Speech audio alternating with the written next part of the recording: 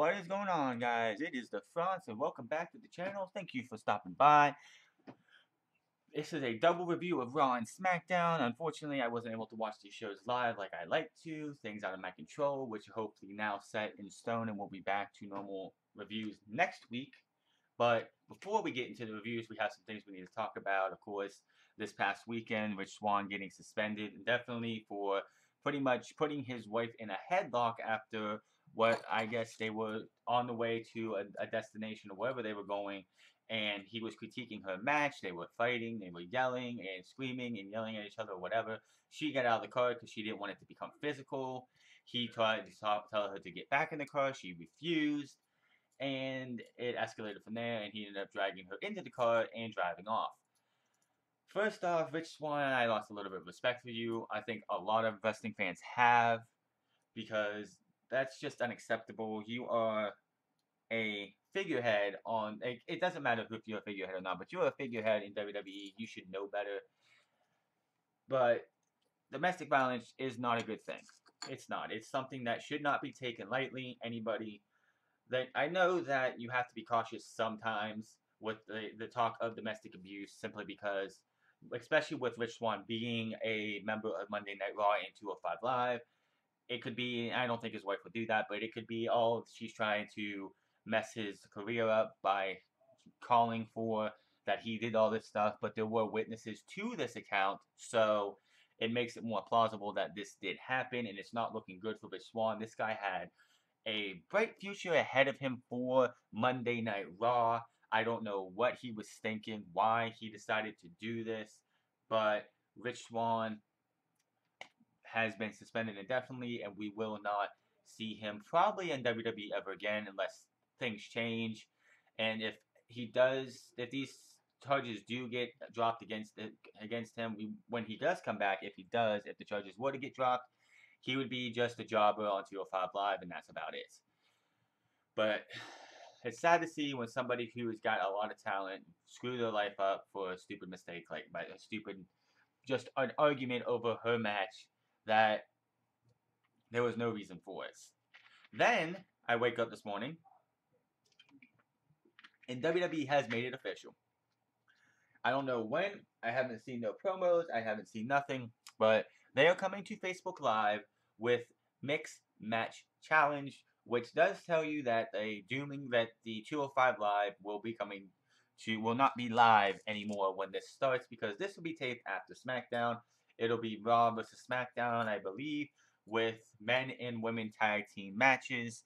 I haven't seen any of the videos. I don't plan on looking at any of the videos of what Daniel Bryan and Kurt Angle are saying are going to be the players for Mixed Match Challenge. I don't care. I don't think anyone should care. Who wants to just sit there and watch a show based around mixed tag team matches? I don't. I don't think anyone would. If it would have been something different, maybe, but not this. So, Monday Night Raw from Cleveland, Ohio, which I gotta say, just from watching Monday Night Raw this morning, Cleveland, I'm from Ohio, and you guys were awful as a crowd. You had Matt Hardy on this show being woken Matt Hardy, and you were dead. Last week they hit a home run with this. The Los Angeles crowd was all excited for this. Cleveland was just dead on arrival. You had Cesaro versus Roman Reigns in a pretty good match. It wasn't a 5-star classic by any means, but it showed that how Cesaro isn't got a chance to be a singles champion, as in world champion. I don't know what. Vince McMahon's either blind or blithering idiot or downright retarded, because man, Cesaro made his golden boy look like $1,000,000. And if anybody should be getting a chance of Brock Lesnar, it should be Cesaro. We have the women, which I don't know what they're doing with these women. What was the point of having Absolution of Mandy Rose, Sonya Deville, and Paige just lay waste to most of this Raw women's locker room, just for them all to come out, heel and baby faces, all to come out, beat these three down? Do you think, like, I wasn't taking these guys serious before. Do you really think I'm going to take them serious now, WWE? After that? Are you serious? You had some Sheamus, which if anybody doesn't know already, the guy's got spinal stenosis, minor case, That has ended Sting's career, that has ended Stone Cold's career, Edge's career, and probably many countless others that haven't been in the WWE. How this guy, with the match that he put on against Seth Rollins tonight, and the moves that he did, how he can go out there, and you could tell by the end of the match that he is in some pain. How he could put on a match like that and feel and like do it all with the bad neck that he has, the spinal cord that he has. I have gained a lot of respect for Sheamus after that. I mean, this guy is going to probably end his career if he can make it to Mania, which I think is his goal before he calls it a career, because you get the Edge. You get what Edge had, which like Edge's last match was at WrestleMania a couple years ago in 2011. I think Sheamus would want to finish his career at WrestleMania. I mean, not everybody gets to do that, but if Sheamus had an ideal time, I'm sure he'd probably want to call his career after WrestleMania by putting over a new team or putting over somebody or winning a match or whatever. But I see, like, if Sheamus is putting his career is going to be coming to an end probably very soon. If not, it's going to probably be at WrestleMania, if not sooner. But other than that, Monday Night Raw really wasn't like what on the last week's show. I watched last week's show. I reviewed last week's show. You could compare it to this show this week, and night and day, night and day. Last week was great. It was ran by somebody other than Vince McMahon, but you knew, like, when you have Charlie Caruso, whoever it was, break the news that it's going to be Kane and Braun Strowman. The winner goes on to face Brock Lesnar at the Royal Rumble. You know that this show is not going to be that good. It started off good. We had Samoa Joe in the ring talking about and burying the Shield, and it was a great promo. And then we had the battle. We had all three members of the Shield facing off against the Bar and Samoa Joe. But Samoa Joe burying the Shield was worth it. Now, I personally have seen the Shield up close, and even I must admit, I am not impressed. Not this time around either. I ain't either. I am not impressed with a man whose leg I snapped oh so easily on my first night in WWE, your so-called architect, Seth Rollins. Can I tell you how good of a promo Samoa Joe is? This guy is great. I am not impressed with a man who's done everything in his power to avoid me. That human cockroach, Dean Ambrose.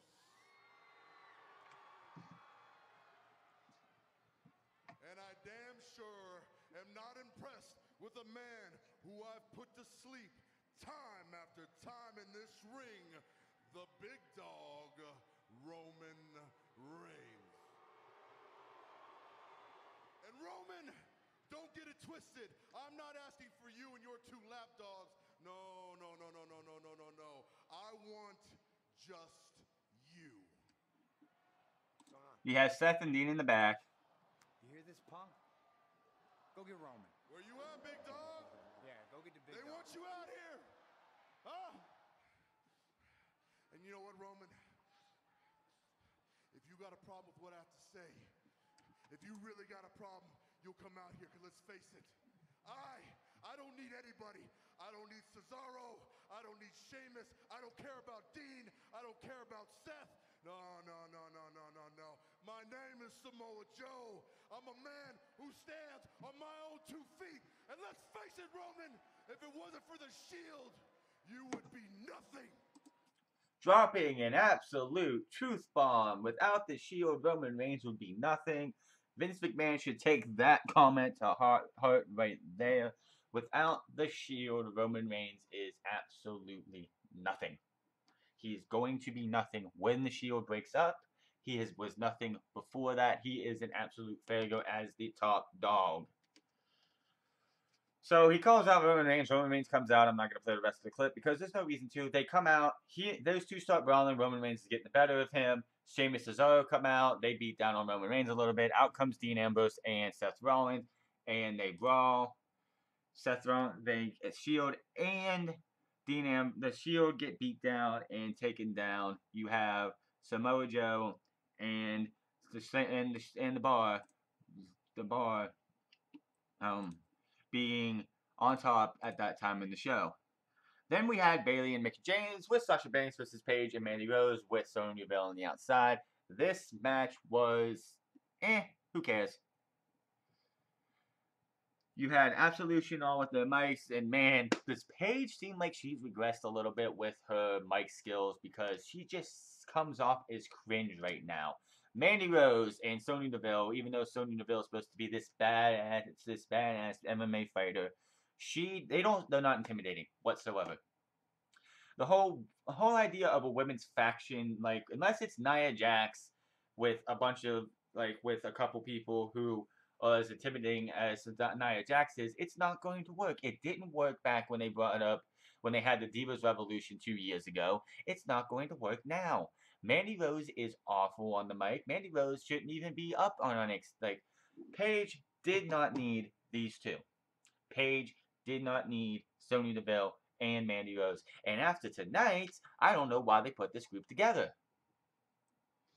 Match was nothing really. Paige, the referee gets distracted. Mickey's going for her DDT on Mandy Rose. Paige kicks her in the face when the ref isn't looking, and Mandy Rose gets the pinfall.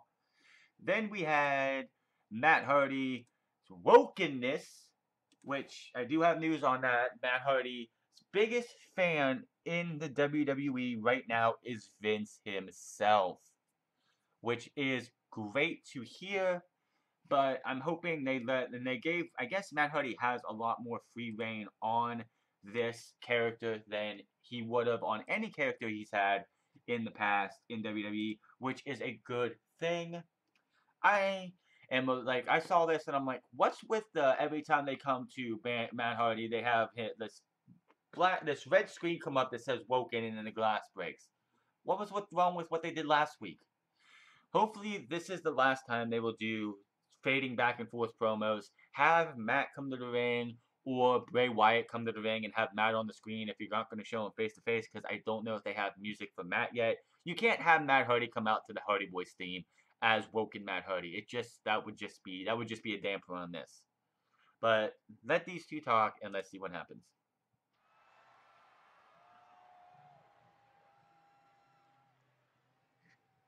I'm here.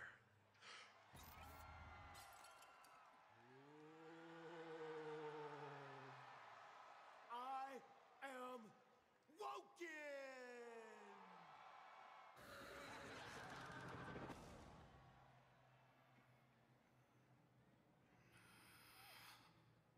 This is nothing new.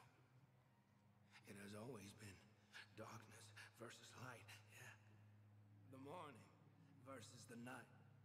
Good versus evil. It's my favorite game. Yeah. Oh, I'm sorry. I thought your favorite game was Ring Around the JoJo Train. The Great War has perpetuated for eons across multiple dimensions, transcending space and time. And now it continues on the battlefield known as WWE.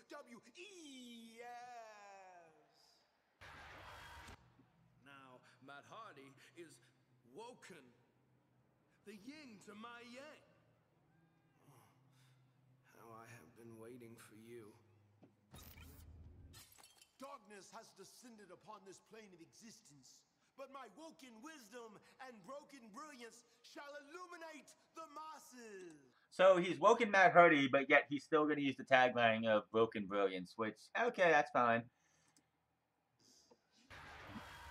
Matt Hardy is a liar, a modern-day golden calf. The soul of Sister Abigail has existed for eternities. We've crossed paths before, yes. We would walk hand in hand, admiring the gardens of Babylon. I just love how it says Babylon. She contracted an addiction to the darkness and was consumed by evil. And now her horrendous soul is the prominent passenger of the vessel known as Bray Wyatt. Why would you follow a jester when you could walk in the footsteps of a king? Coming from the guy who hasn't won many matches on WWE TV in 2016, 2017, and I believe 2015. Since he's been up in WWE, Bray Wyatt has been more of the jester than anybody else in the type of role that he has. Choose your side wisely. Only one of us can survive. The Woken Warriors are preparing for battle against the Wyatt Swarm. And we shall delete! Then they start to laugh, laugh, and laugh, go back and forth, and laugh, laugh, and laugh. So I'm excited to see what they do with Woken Matt Hardy, but it's only been 2 weeks, so I'm not gonna hold my breath. They say that yes, there has been news that Matt Hardy's biggest fan about Woken Matt Hardy is Vince McMahon, which is a good thing for him. But Cleveland, you did an awful job, like I said at the beginning of this review. I watched SmackDown right before I did this review, and that crowd, I don't even know where they were at for SmackDown. But that crowd was 10 times better than what we got here in Cleveland. I think they should not go to Cleveland for the simple fact that they are always dead. I wish WWE, I wish there were more wrestling talents like Chicago or Philly or New York or LA or Seattle, where you would actually get a hot crowd every week. But I know we're not going to get that, and WWE just can't go to those few cities right there every week. Because one, that's too much gas on. That's too much traveling for a Monday Night Raw or SmackDown Live. But it's just like you could just feel the energy last week when Woken Matt Hardy made his debut, and this week where the crowd barely even popped. We felt like they didn't even know who Matt Hardy was.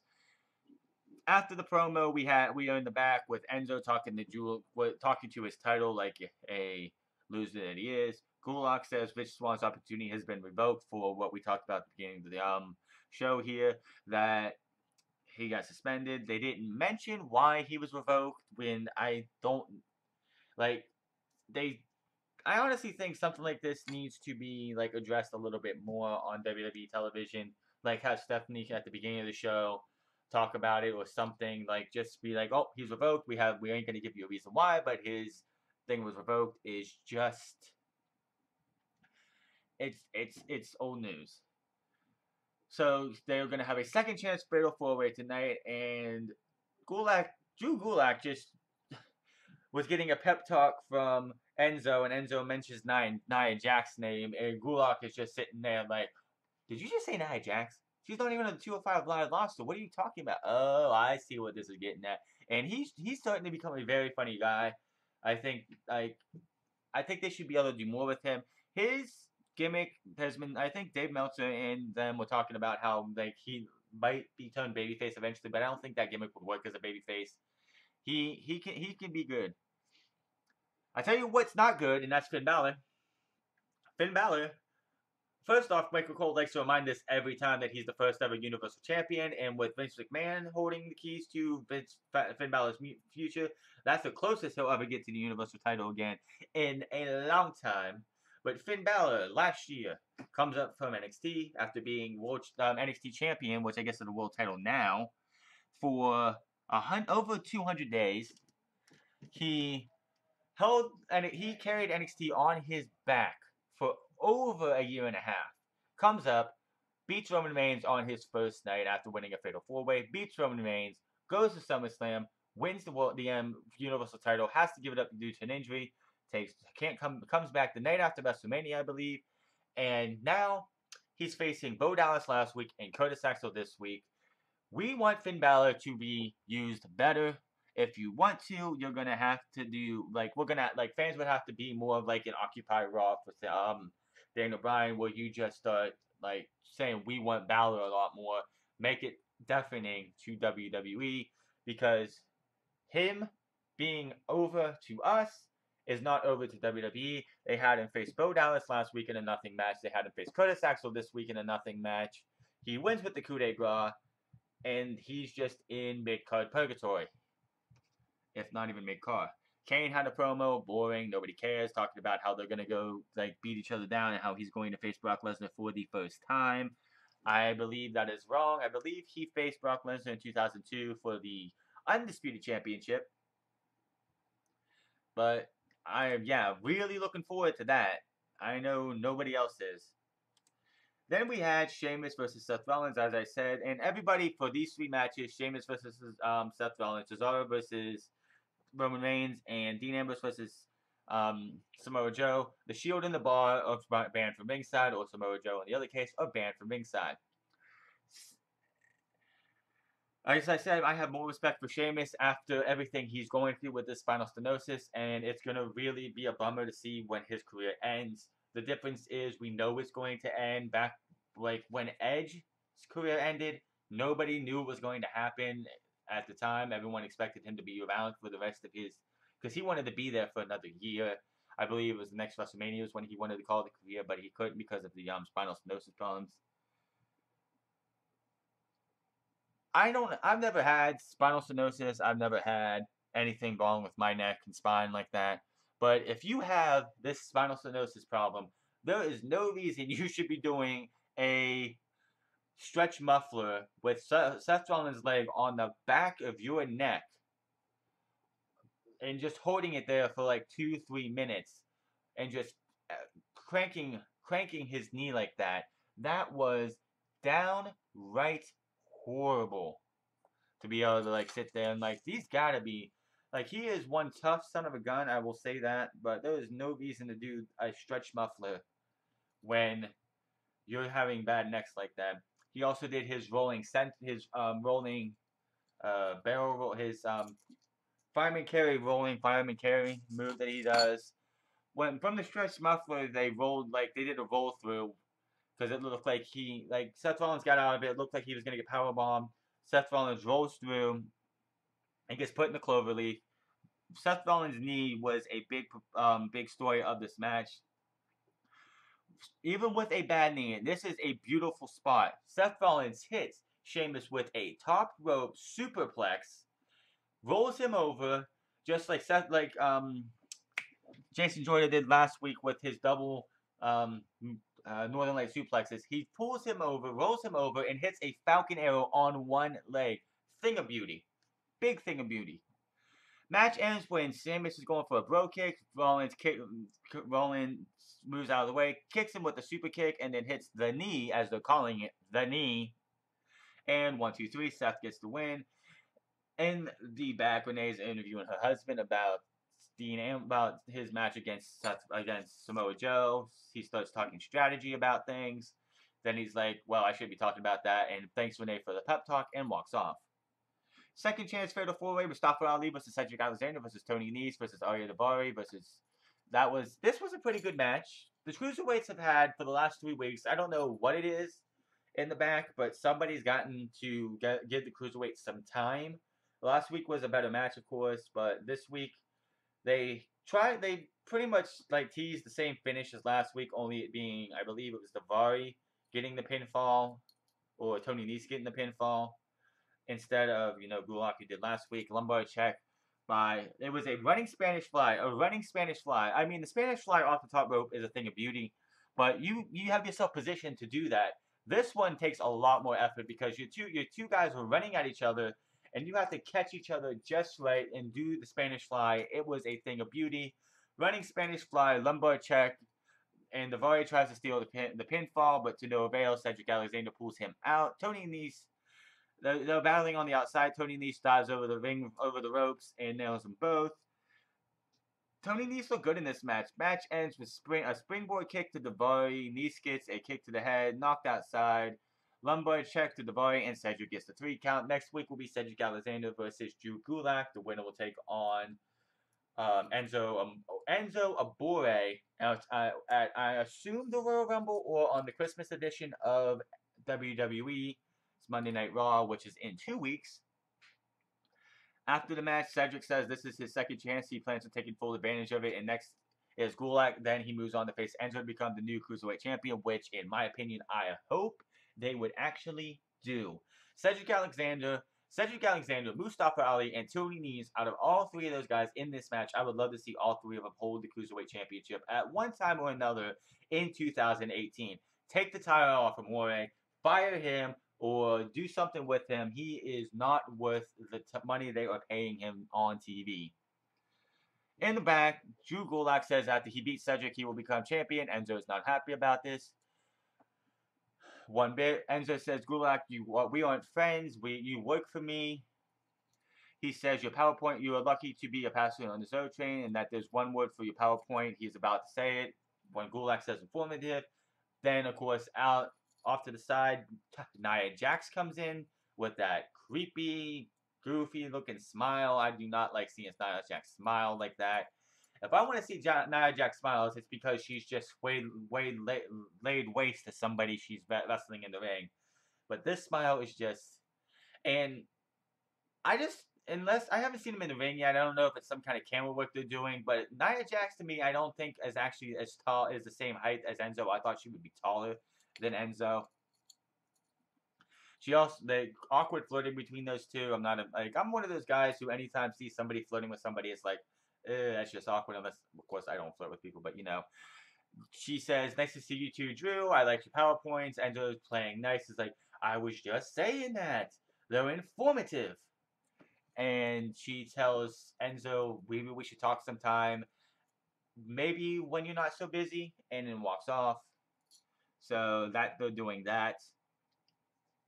Roman Reigns versus Cesaro. And would Roman Reigns please stop carrying show some respect to the Intercontinental title?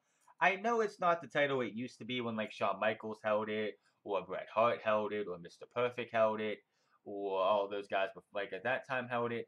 But holding it over your shoulder like that and just holding it like it's a bag of laundry, it's like show some respect to the title, man. I know when you were the WWE champion, you never did this. When you win the Universal title, I know you're not gonna do this. Why are you doing it to the US? You did it to the US title, and you're doing it to the Intercontinental title. But the MVP of this show of Monday Night Raw this week was Cesaro. This match was 90% Cesaro, but I will give it to Roman Reigns. Fujiwara bars over and over on Roman Reigns. Couple crossfaces. One was into a Samoa drop for a 2 count. He got him in a second crossface. Roman Reigns picked him up, tried to get another Samoan drop. Cesaro breaks out of that, tries to get him in the Cesaro swing. Roman powers himself up over Cesaro, rolls around from the back of him, picks him up with an arm that has been worked on all match, and just hits him with that sit-out powerbomb. Thing of beauty. I will give both men props for that, because that sequence right there took effort from both of them. That part was great. Match ends with an uppercuts all over by Cesaro. Roman Reigns going for the of Oliver Romans. He's going for the neutralizer. He gets back body dropped, one spear, and that's it. After a great match and all that Cesaro did to Roman Reigns, it took one spear. And it's not even a good spear.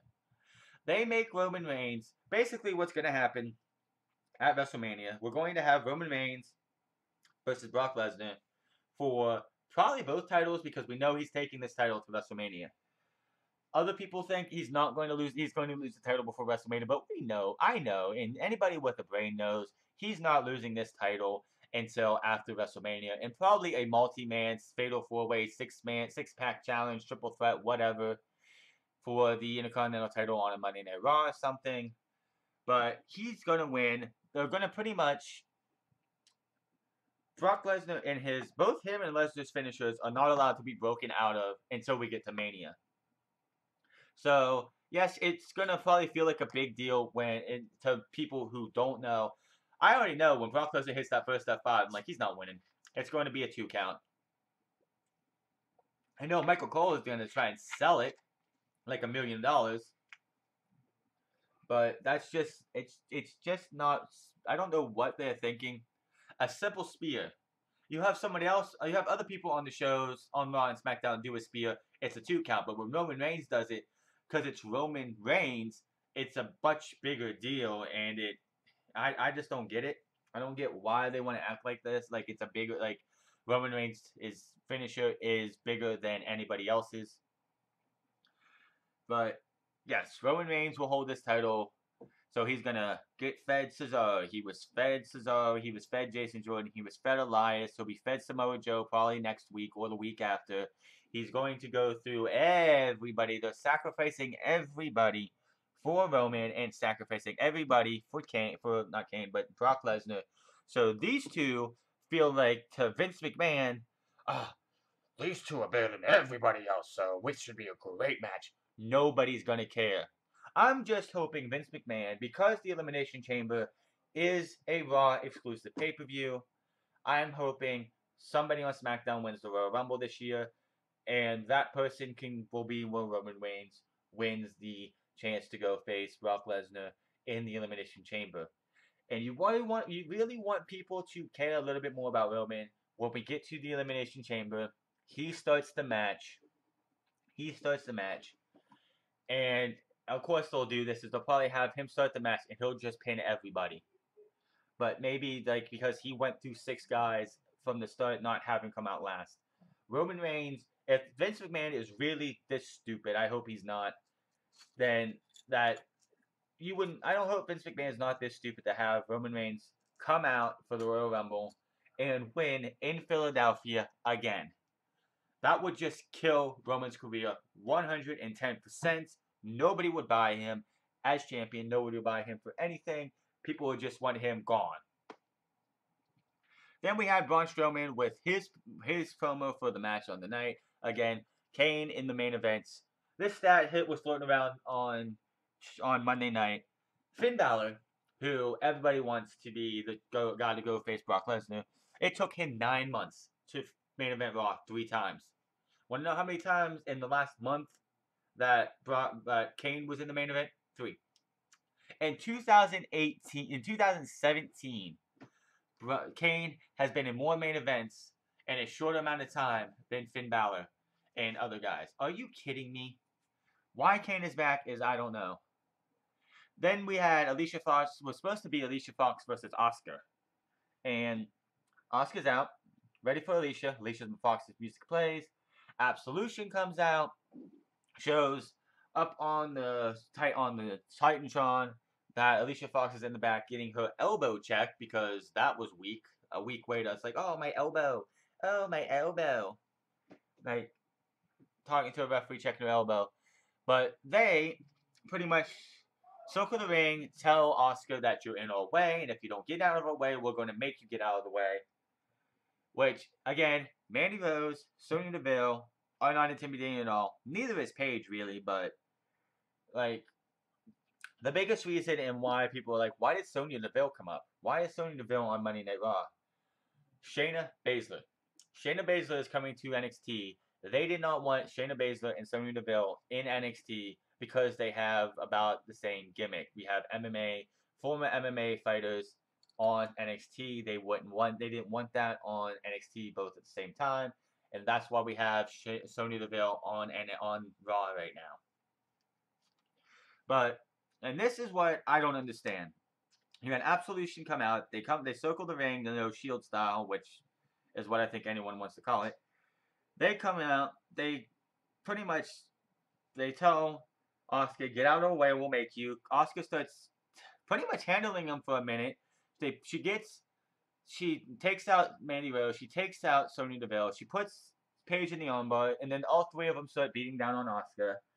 Then all of a sudden, everybody from the women's locker room, heels, baby faces, all come out to lay waste, including Nia Jax, by the way, which Cole decided he wanted to mention that, of course, including Nia Jax and Alexa Bliss, all beating down this 3-woman faction who for 3 weeks were made to look superior, and now you have them running away like scared little dogs.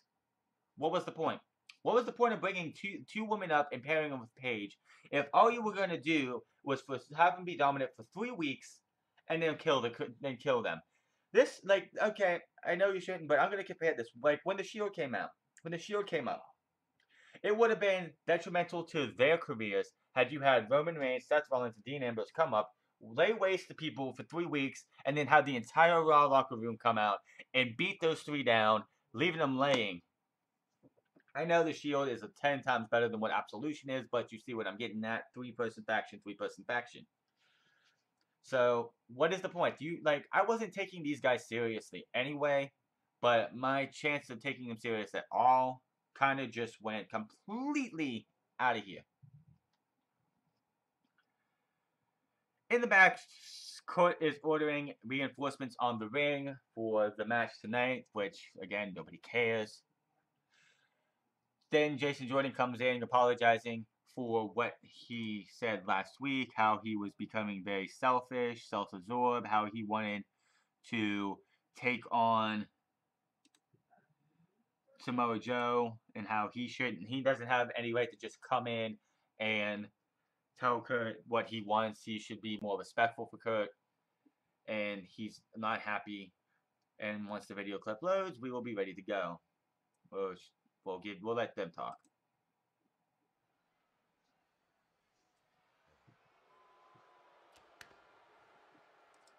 I know he's supposed to be playing Kurt Angle's son, but did they always have to have this "let's hug it out" greeting when they see each other in the back? Do these two not interact off screen?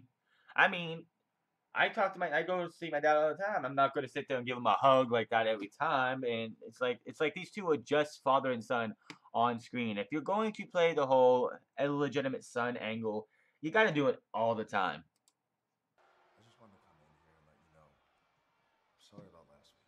I shouldn't have come barging into your office, demanding this and demanding that. I was just running high with adrenaline after my match. My emotions, you might say my intensity, got the best of me. Wonder where I get that from. I wonder. So I'm gonna keep my cool this week. I appreciate that. But seriously, how could you not put me in a match with Samoa Joe?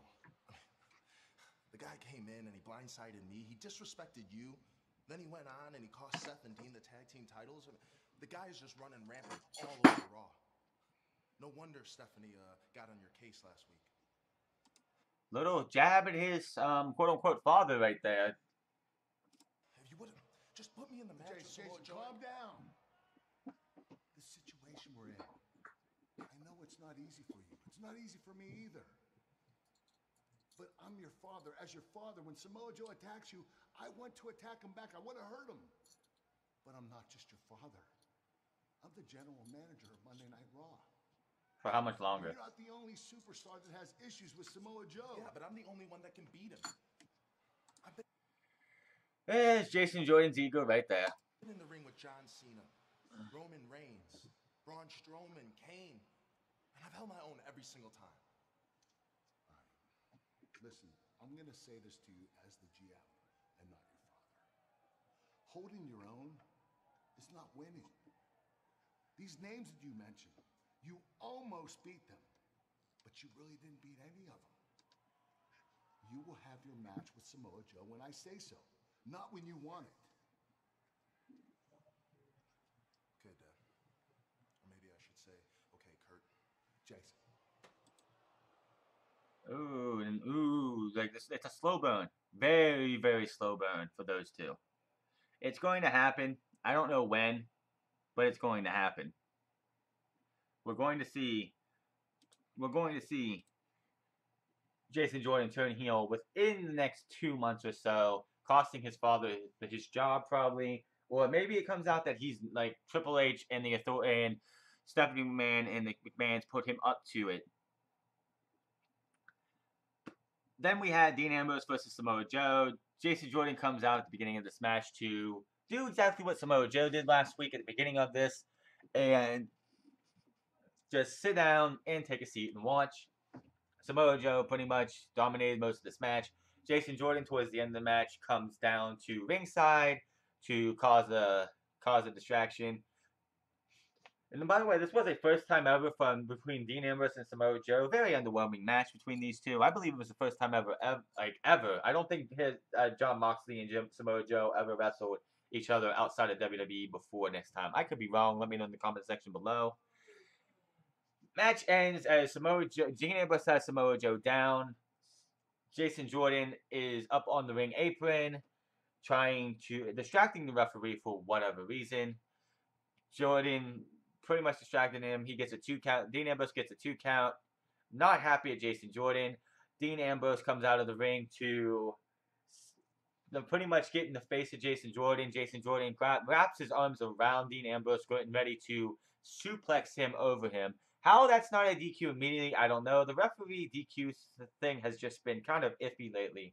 We had a couple, like last week, I believe, or 2 weeks ago, where the Riot Squad on Smackdown threw Naomi into a ring steps and didn't get called for DQ. This week we had Jason Jordan about ready to suplex Dean Ambrose and did not get called for a DQ. Just really not good, not smart booking by WWE to make the referees look like buffoons.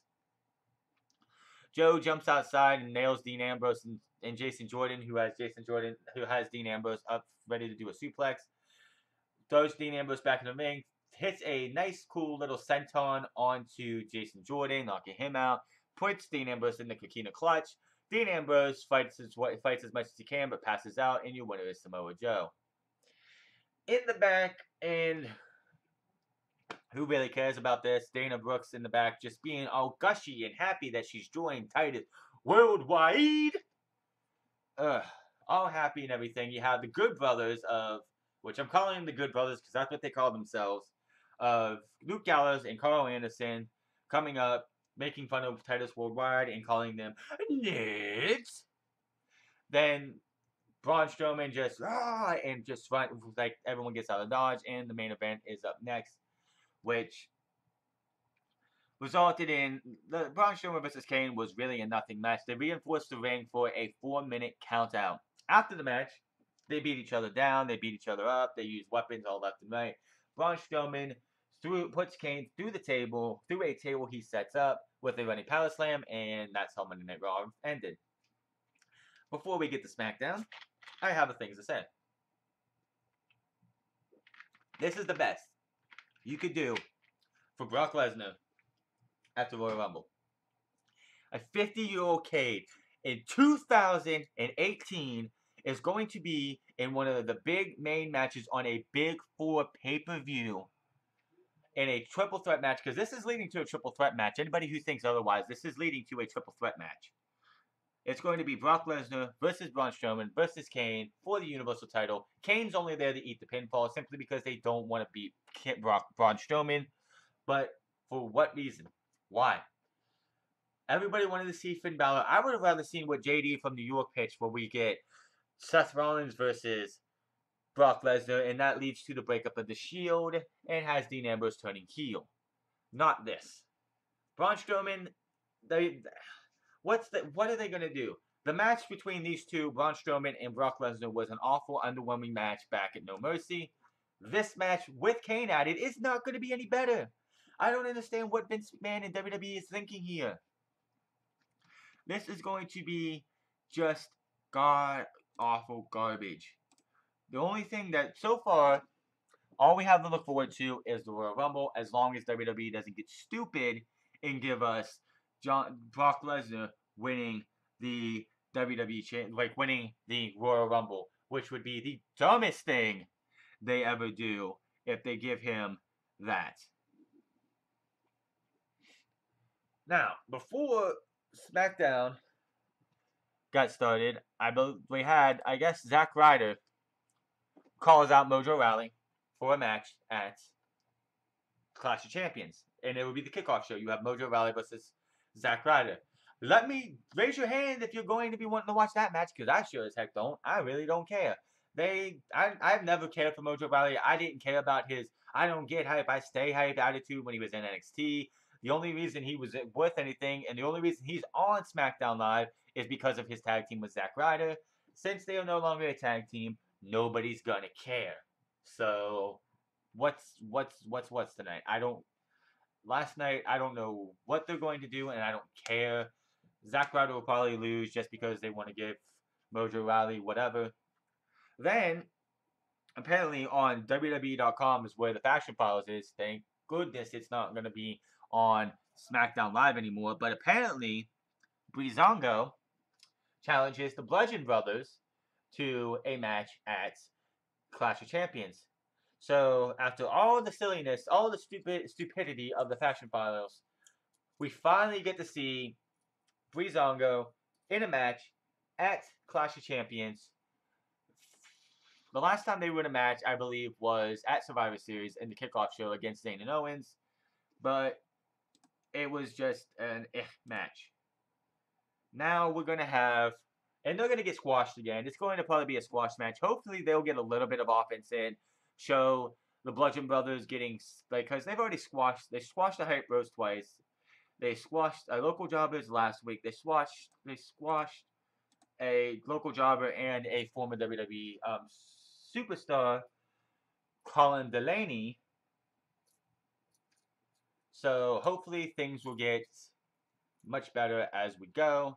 But now we have Smackdown, which started off with Jinder Mahal with Jinder Mahal and AJ Styles. But before that, we had at the very start of SmackDown Live, we had Kevin Owens and Sami Zayn coming into the arena holding pamphlets or like signs, like, you know, any peace rally person would like, here, hold it, give it, here you go, and it had Occupy SmackDown and had a picture of Shane with the little, you know, crossed out on it, wearing a Daniel Bryan yes shirt with the S replaced with a bunch of P's. Why? So they wanted to occupy SmackDown and pretty much rehash and redo what they did with Daniel Bryan a couple years ago. Then we had AJ Styles to come out and talk about his match with Jinder Mahal this coming Sunday. Which, by the way, this is the go-home show to Clash of Champions. It didn't really feel like much of a go-home show. And before we talk about anything else, every single match but the Bludgeon Brothers match on this night had a guest commentator for the match. Why? Because Clash of Champions was booked so poorly and so last minute that they didn't really have time to hype this thing. That this is the problem with having only 4 weeks to hype a pay-per-view. Especially for SmackDown and Raw. You can't really, this is why having a pay-per-view, since there are two brands, having a pay-per-view, say, like, December, like, and I don't know why it's the 19th, or like, it's this Sunday. Like, they still have 2 weeks left at the end of the year. They could have left this till December 24th. Heck, they could have did this on December 24th, or December 17th, or December 31st. That would have been a better time for a pay-per-view. They would have gave them more time to build, but no, since it was only 4 weeks after Survivor Series, let's give them 4 weeks. Let's throw all the matches together, and there you go. But here's AJ Styles on his match this Sunday. Cool, calm, and collected. But I can't eat. I can't sleep. All I can think about is defending my WWE Championship this Sunday at Clash of Champions. Which will hopefully be the last time Jinder's in the WWE Championship picture. And I don't want to lose what I finally got back. He should have never lost it to John Cena. Probably the same way Jinder Mahal felt. But here's the thing. What good is being champion if you're not willing to fight for it? No true words have been spoken by anyone else. I could not have said it better myself when it comes to Jinder Mahal, the modern day failure Raja. What good is being champion if you're not a fighting champion? Yes, sir. So I will defend my championship against Jinder Mahal this Sunday. A man that held this championship around my waist for 6 months. 6 grueling, agonizing, painful months, man. I can't tell you how bad it was to see Jinder Mahal with that championship. It's like AJ Styles being champion makes the championship look better, but he has to hold on to this title till at least WrestleMania to give it at least to shine that Jinder Mahal took away from it.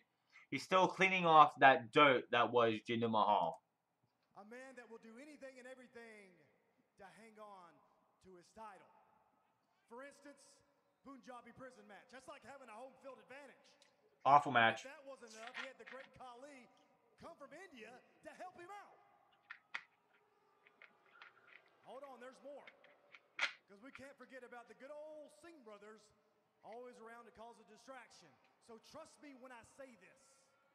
Jinder Mahal will do anything and everything to get this championship back. We want to be... Then you had the Singh brothers come out, trying to play nice with AJ Styles, saying, "Oh, we're no longer with Jinder Mahal. He beat us down 2 weeks ago. He almost killed one of us with that terrible-looking finisher, the Colossus, which is the $1 Million Dream that Ted DiBiase used to do. Ted DiBiase Jr. used to do without him doing a jumping slam. It's pretty much the same thing. It's the $1 Million, whatever the $1 Million. Yeah, it's the $1 Million Dream, which was Ted DiBiase Jr.'s finisher, where he would put him in the whatever his dad's submission, and then just pull him back up and do a rock bottom slam. That's all it is. Only Jinder Mahal just picks him up and throws him down. That's all it is. In your corner.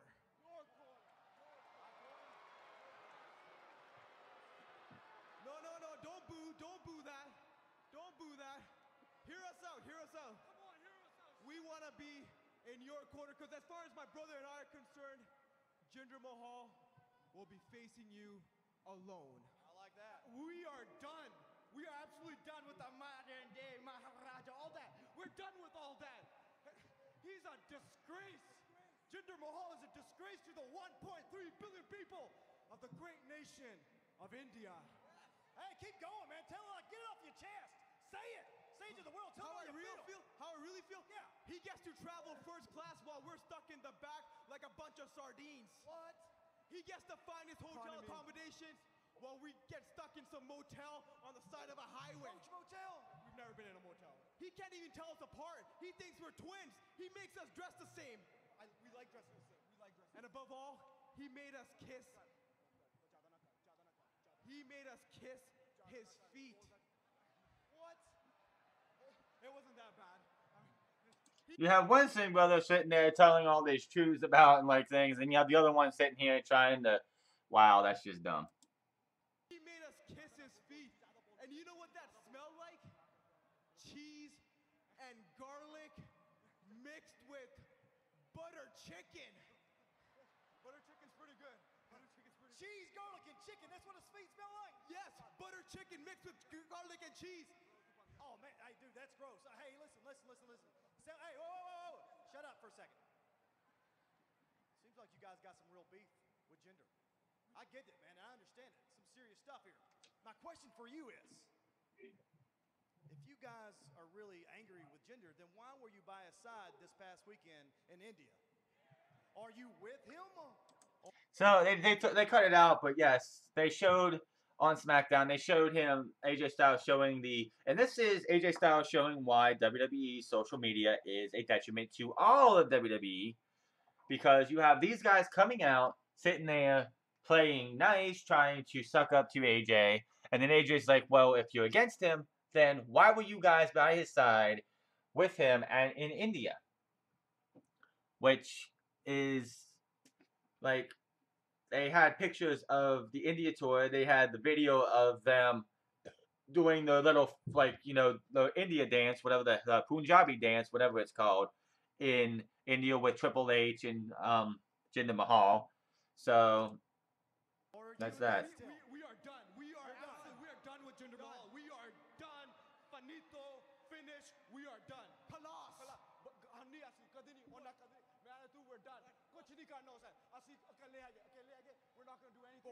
Okay. You guys are done? We're done. All right. Check it out. Then Jinder Mahal decides to come out. And AJ Styles, of course, calls his bluff. AJ Styles is not dumb.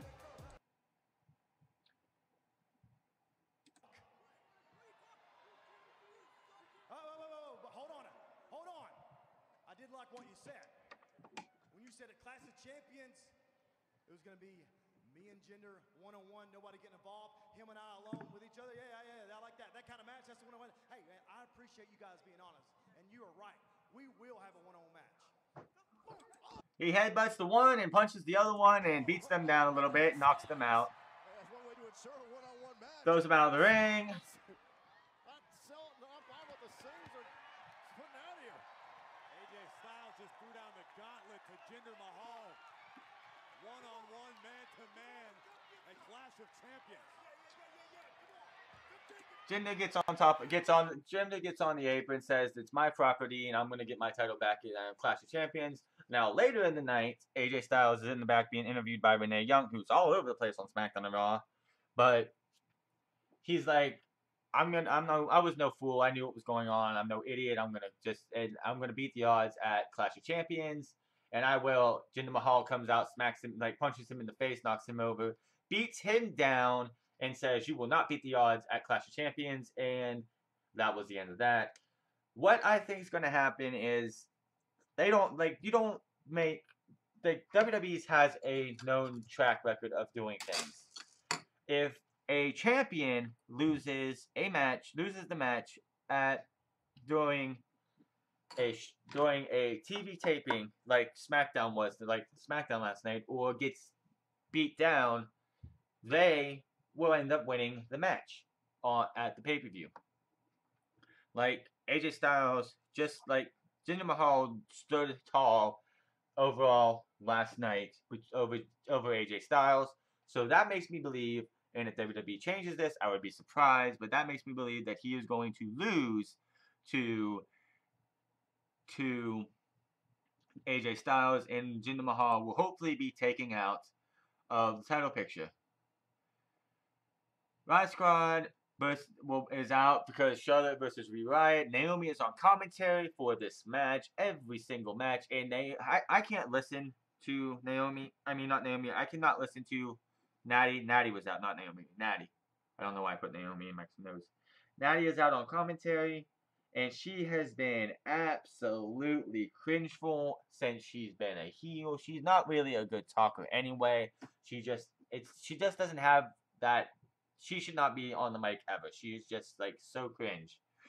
Match wasn't really a match. In the end, Natty lays out Charlotte with a clothesline, winner by DQ with Charlotte. The Riot Squad beats down. And this is what's sad. The night before on Monday Night Raw, the Absolution are beating down Oscar. So everybody comes out and beats down Absolution and sends them off. Last night on SmackDown, you had the Riot Squad beating down on Charlotte. Naomi, only Naomi, not anybody else, only Naomi, who comes back after being off for 2 weeks, getting a 2-week vacation for whatever reason she needed, 3-week vacation, whatever. She comes out, kicks Sarah Logan and Liv Morgan down, who are just awful. They shouldn't be on WWE TV, but she kicks them down. She takes out Ruby Riott, and they all end up running for like scolded dogs. So both factions after this week don't look intimidating at all. If they were intimidating at all, to anybody who thought that Absolution or the Wyatt Squad were going to do anything, last night and Monday night just killed all of that. They have any momentum they built, they just died. I mean, the Riot Squad's momentum died more than Absolution's, because one woman took out 3 women and made them all look like fools. In the back, Daniel Bryan is on the phone with Shane. He tells Shane he will be out for commentary, and while on the phone, Owens and Zayn come in and put an anti-Shane sign for Daniel Bryan, and Zayn whispers, "Occupy SmackDown." So, yeah, and Daniel Bryan grabs it after he gets off the phone and just looks at it as they fade the black on that. Then we have Dolph Ziggler versus Baron Corbin with, guess who? Bobby Roode on commentary.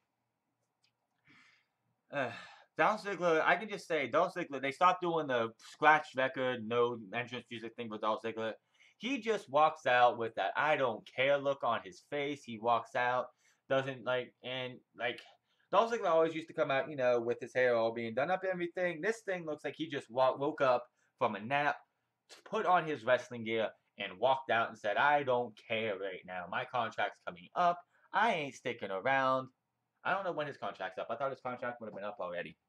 But Pretty much the match was same, pretty much like it was last week. Vince and Pete, Baron Corbin, and Dolph Ziggler are down. Bobby Roode, who was in his robe with his wrestling gear on, maybe he was wrestling after like the dark match that night. But match ends when Roode comes off comedy, takes his robe off, gets in the ring, and hits glorious DDT on Ziggler and Baron Corbin to a no contest. And that is how they build this triple threat match. Then we had the Bludgeon Brothers versus a local jobber and Colin Delaney. Colin Delaney has aged, I tell you what, man. Last time I saw Colin Delaney on WWE TV, he had long hair and no facial hair. This Colin Delaney had short hair and a full beard and mustache. Before the match, they talk about Breezango's Fashion Files being on WWE Network. Thank you. It is hopefully never going to be shown on on SmackDown again. Put these two in a match. I do not want to see the Fashion Files. I think it was just worthless. It was never funny to me. Never liked it. Never wanted to see it. Don't want to see it again. But they did say that the Bludgeon Brothers will face Breezango at TLC at Clash of Champions. So there's that. Rowan with a drop kick pretty much to start this thing against Colin Delaney. Delaney took most of the mauling here. The finish, the Delaney's partner was pretty much put in a powerbomb, a sit-out powerbomb throwing motion. Like, that was a great way to take that guy out, but I wish that would be the finisher. Like, you have him in a, like, Rowan puts him in a, like, what is it? A master lock looking thing. He picks him up, puts him on Harper's shoulders, and they do a sit-out powerbomb. That should be the finisher compared to what they do with the grabbing both arms and just pulling him up and throwing him back down. That move that they did to Delaney's partner was much more devastating looking. It fit them much better than their actual finisher. Other than their finisher, I am loving the Bludgeon Brothers. I can't wait to see. Hopefully, Breezango does get some like licks in. It won't be a highly competitive match, I don't think, but hopefully they'll get some licks in. Then we have Sami Zayn and Kevin Owens attempting to occupy SmackDown. My biggest problem with this is WWE taking one of the most beloved angles of all time. And just rehashing it, rinsing, repeating it, making it, and just taking it, and making it for Kevin Owens and Sami Zayn. This thing back in 2014 when it happened was natural. It felt real. It felt wow. This irks me because of how they did this. But here is Kevin Owens and Sami Zayn attempting to occupy SmackDown Live. You know, you think Stephanie McMahon is ruthless. You think Mr. McMahon is the most brutal promoter of all time. Let me tell you. Kind of is. Months we've had on SmackDown Live, I can tell you, there's no doubt Shane McMahon is the worst McMahon of them all. I highly doubt that. Yep. Not only did he handcuff me to the ring like a common criminal, he made himself the special guest referee for our tag team match at Clash of Champions. Yep. And then he made it so that if Sammy and I lose to Randy Orton and Shinsuke Nakamura, we will be fired from the entire WWE. Yep. He's trying to humiliate us. He's trying to make us lose our jobs because he couldn't defend his family's honor. Yep. You're kind of humiliating yourself doing this whole Occupy SmackDown movement thing. Yep. Well, you know what? It is time to show that this business is bigger than Shane McMahon and his vendetta. Yep. So I hope the ring has been reinforced because it is time to occupy SmackDown. Everybody, come on out. Let's do this. Let's occupy SmackDown. Come on. Yeah, I don't think so. What are you guys doing? What do you mean? I think you know exactly. Then out comes Daniel Bryan, who is none too happy that they're ripping off what he did and WWE Universe did that was so natural and felt so well back in 2014. Exactly what we're doing here, Daniel. Yeah, come on. Daniel, you had the yes movement. And as a tribute, as a show of respect for you, we have the yep movement. See, because for 9 months now in SmackDown Live, we have been scrutinized and degraded just like you were. We are like you. We have... I hear a yep. Nothing like me. If anything, this proves it. The Yes Movement was never about me. It was about them. It was about what the WWE Universe wanted, and it's about what they deserved. Okay. And this is almost exactly like that, but it's more about what we want and what we deserve. Don't tell me that you, of all people, have been drinking the Kool-Aid that Shane McMahon's been giving everybody. Huh? Come on. Look, you know why he made himself special guest referee in that tag match at Clash of Champions. You know it. Everyone knows it. He is going to screw us. He wants to screw us and take food off our family's tables. Do you understand that? We worked for years and years on the independents to finally get to the point where we are now, and this ruthless tyrant wants to take it all away from us just like that. Like that. Shane has my back, and I have his. And despite everything that you've said out here tonight, I realize that you two are incredibly talented. Not that Shane wouldn't, but I am going to make sure that your match this Sunday is fair. And that you guys have an opportunity to prove whether or not you belong here. And if you lose, guess what? There will be no excuses. I don't know if Shane's going to agree with me, but I trust that he'll have my back like I have always had his. So this Sunday at Clash of Champions, there will be a second guest referee in your tag match. And that man is me. What? So that's Daniel Bryan putting himself as a second special guest referee. So will we see a rift between Daniel Bryan and Shane McMahon this Sunday? Honestly, I don't know. That is going to be something very interesting. It is actually one of the only interesting, if not the only interesting match at the Clash of Champions this Sunday. It should be a very good match, but will we see Daniel Bryan keep Daniel Bryan? Will Daniel Bryan mess Shane up? And like the whole time after that, Corey Graves and I believe Byron Saxton and Tom Phillips were all asking, how are you going to have two referees in a match like this? It's just like any other time. You have one in the ring, which will be Shane. Daniel Bryan will be on the outside. And no, before anybody wonders, no, Daniel Bryan's not going to take any bumps. He's not cleared to. I'm really surprised they're going with this angle to let Daniel Bryan even be a special guest referee with the fact that they won't clear him. But if he doesn't take a bump, there's not much else that you can say. I mean, he can ref if they have to. He did later in the night, sort of. And of course, in the back again, as I said, Jinder Mahal came out and came and blindsided AJ Styles and stood tall. So that makes me believe that AJ Styles is going to win this Sunday at Clash of Champions. Then we have Owens and Nakamura is up next. Kevin Owens is with Sami Zayn and Randy Orton at ringside. Daniel Bryan will be on commentary. This match was It was what it was. It's nothing different than the last time these two fought. The match comes down to Daniel Bryan's on commentary. Shinsuke Nakamura is backed into a referee, moves out of the way. The referee gets leveled.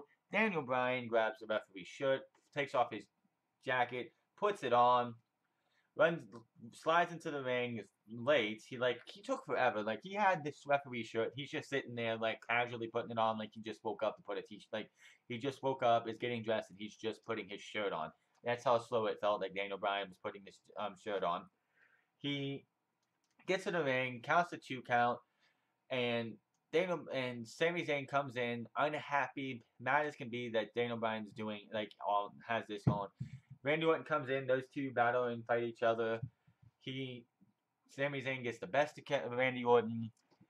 Shinsuke Nakamura is going for a Kinshasa when Sami Zayn gets on the ring, gets on the ropes, on the apron. Nakamura knocks him on the ground, knocks him to the ground. Kevin Owens picks up the pop-up powerbomb, picks up the win, and that's how that ends. Kevin Owens wins the match. From the time that Daniel Bryan counts the 3 till the time the show goes off the air, Byron Saxton wanted to drill it in everybody watching SmackDown that Daniel Bryan is in Sami Zayn's and Kevin Owens' back pocket. He's going to screw Shane McMahon, and that's going to help them keep their job. Byron Saxton is just one of the worst. He's better than Booker T, I will say that, but he is just becoming one of the worst. Post-match, Renee Young is back. Again, asking everybody about final words from them. And Owen says nobody, no one, not Shane, not Nakamura, not Randy Orton, nobody will keep them from their job because they are better than everybody, not just on SmackDown Live, but in WWE. And that was how SmackDown Live ended. SmackDown Live was, if you just wanted to sit there and watch the highlights on YouTube, you could. There was nothing big here. The only thing that was really worth mentioning was what happened with AJ Styles, not AJ Styles, but what's going to happen between Daniel Bryan, Shane McMahon, and everybody else in that match. Will Daniel Bryan help the Nakamura and I mean not Nakamura, but Owens and Zayn win the match? I have a feeling Shane McMahon's going to get knocked out, and Daniel Bryan's going to count the pinfall, and somehow, some way, they're going to keep their jobs.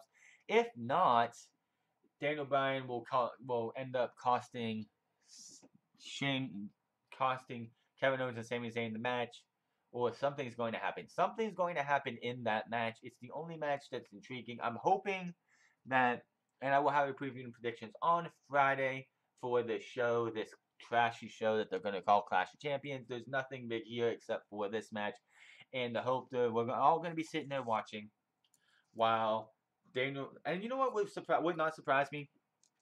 Because this match between Kevin Owens and Shinsuke Nakamura versus Kevin Owens and Sami Zayn versus Nakamura with the two and Orton with the two referees is actually a bigger storyline than AJ Styles versus Jinder Mahal. It would not surprise me if this closes Clash of Champions. It would not surprise me one bit if Jinder Mahal versus AJ Styles is in the mid part of the match, and something like the U.S. title or the Bludgeon Brothers versus Breezango is on before.